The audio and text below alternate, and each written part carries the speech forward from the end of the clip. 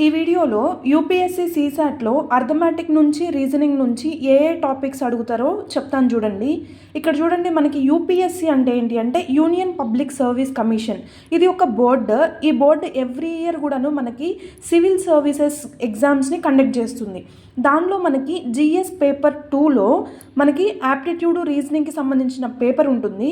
దీనిని మనము CSAT paper అంటాము. సీసాట్ అంటే ఏంటి అంటే సివిల్ సర్వీసెస్ యాప్టిట్యూడ్ టెస్ట్. దీనిని జనరల్ స్టడీస్ పేపర్ 2 అని చెప్పేసి అంటాము.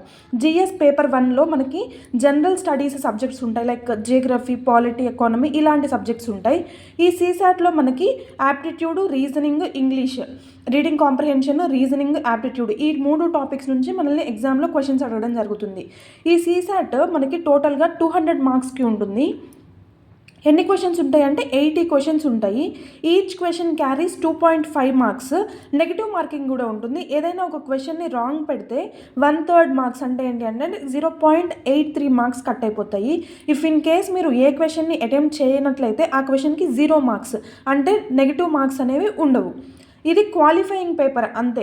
అంటే ఏంటి అంటే మనకి 200 మార్క్స్కి గాను మనకి 33% రావాలి. అంటే 200కి 66.67 మార్క్స్ వస్తే ఈ పేపర్లో మనం క్వాలిఫై అవుతాము. మనకి ఎన్ని అవర్స్ ఎగ్జామ్ ఉంటుంది అంటే 2 అవర్స్ ఎగ్జామ్ ఉంటుంది. ఆఫ్టర్నూన్ సెషన్లో ఉంటుంది. 2:30 PM to 4:30 PM ఈ ఎగ్జామ్ జరుగుతుంది. దీని సిలబస్ చూపిస్తాను చూడండి. ఈ టాపిక్స్ నుంచి మనకి ఎగ్జామ్లో క్వశ్చన్స్ రావడం జరుగుతుంది.